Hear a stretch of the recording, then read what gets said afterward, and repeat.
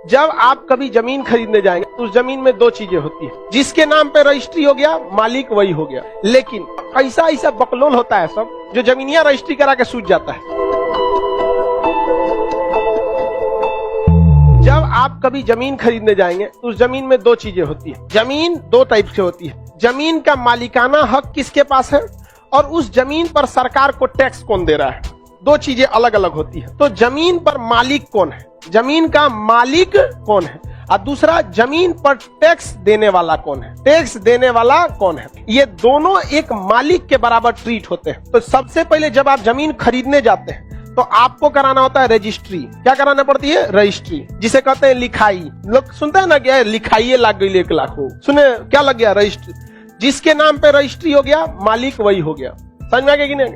लेकिन मान के चलिए हम अपनी जमीन किसी व्यक्ति को बेचे, जब तक हम उसे नहीं बेचे थे तब तक इस जमीन का भूमि कर लैंड टैक्स कौन दे रहा था? हम दे रहे। टैक्स का डिपार्टमेंट अलग है और मालिक वाला का डिपार्टमेंट अलग है। समझ आया कि नहीं गया? जमीन का मान के चलिए हम जमीन पे पहले क्या दे रहे थे? टैक्स।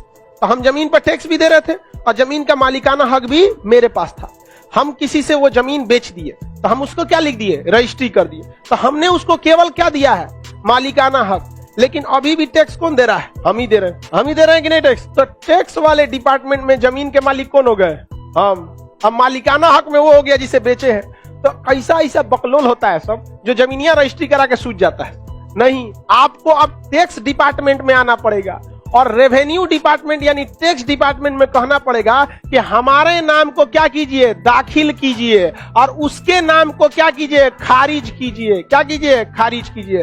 तो आपको जमीन रजिस्ट्री कराने के बाद क्या करना पड़ेगा? दाखिल खारिज। अपना नाम दाखिल और उसका नाम खारिज। इसे कहते हैं मोटेशन। क्या कहेंगे? मोटेशन। तो जिसके पास मोटेशन, टैक्स का अधिकार उसी का। तो एक बात बताइए, हम कोई जमीन रजिस्ट्री करा लिए, हम मोटेशन नहीं कराएं तो क्या पूरी तरह से जमीन मेरी हो जाएगी? हाँ नहीं।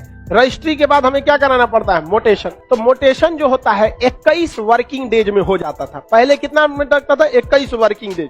तो उसमें सोचा सैटरडे संडे छुट्टी जोड़ के 40 दिन हो जाता था। 21 वर्किंग डेज में छुट्टी का समय नहीं आता है। समझ आ रहा है कि नहीं आ रहा है? तो अभी क्या है, अभी ऑनलाइन तुरंत हो जाता है। इधर कमरे में आप क्या कराइए? रजिस्ट्री, और बगल के कमरे में क्या करा लिए? मोटेशन। यानी यहाँ लिखा लीजिए जमीन लिखाई और उधर में दाखिल खारिज। ये सुने होंगे कि नहीं आप लोग? दाखिल कर लाइव वाले भी सब लोग सुने होंगे। लाइव वाले जिनका नहीं चल रहा है बैक होके आ जाइए।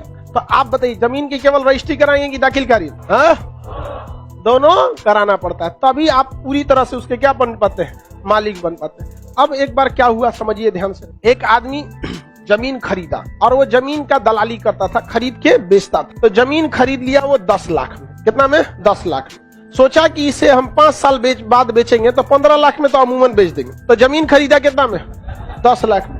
5 साल बाद बेचने गया तो 15 लाख रुपया उसका मिल रहा था। लेकिन इस 5 साल के दौरान उसने क्या नहीं कराया था? दाखिल खारिज। और जिस व्यक्ति ने जमीन बेच दिया था क्या वो टैक्स देगा? अब नहीं। तो इसका जमीन का टैक्स कितने सालों से बाकी था? 5 सालों से। कितने सालों से? 5 सालों से। समझ में आ गया कि नहीं आ गया? अब वो जमीन बेचने गया 15 लाख रुपया में, तो सब लोग रेडी थे लेकिन कोई जमीन ही नहीं खरीद रहा था, सब भाग जा रहे थे। क्यों? क्योंकि जब कभी भी कोई आदमी जमीन खरीदने जाता है तो उसका कागज कितने जगह चेक कराता है? 2 जगह, कि मालिकाना हक किसके पास है और मोटेशन यानी दाखिल खारिज किसके नाम पे। उस ससुरे जमीन में उनको रहना नहीं था, बेचने के लिए खरीदे थे, रजिस्ट्री हो गया, 5 साल बाद बेचने जा रहे हैं, 15 लाख मिल तो जे यहाँ पे 5 साल का टैक्स से बचा हुआ है। तो 5 साल का टैक्स ज्यादा नहीं होता है, 25-30 हजार होता है, बहुत ज्यादा। सरकार बहुत कम टैक्स लेती है। आपके घर पे खूब आपके खेत पे 100-50 रुपया टैक्स लेती होगी। कितना रुपया लेती है? 100, किसी पे 50। जितना बड़ा खेत है, घर रहेगा तो 300-400 रुपया लेगी, बिल्डिंग रहेगा तो 5-6 हजार लेगी। तो फिर आपको क्या करना पड़ता है? उस 5 साल का टैक्स जोड़िए, अमूमन 5-6 हजार रुपया, और फिर एक के बार में उस टैक्स को दीजिए, उस पर फाइन दीजिए। तब सरकार कहेगी हाँ अब मेरा पेट भरा है, अब तुम्हारे नाम पर हम क्या करेंगे? मोटेशन करेंगे। पहले मोटेशन नहीं, पहले क्या दीजिए? 5 साल से अपने काहे नहीं उसकी क्या कराई थी? दाखिल करें। समझ आ रहा है कि नहीं आ रहा है? किसी को कोई दिक्कत नहीं है? आगे बढ़े। हाँ बड़ा भाई, अपने पैसा से हम खरीदे, मेरा मर्जी। कोई भी खरीदे, जो अपने पैसा से खरीदा है उसका मर्जी। अपने बेटा को देगा, बेटी को देगा, कि साली को लिख दे, कोई दिक्कत।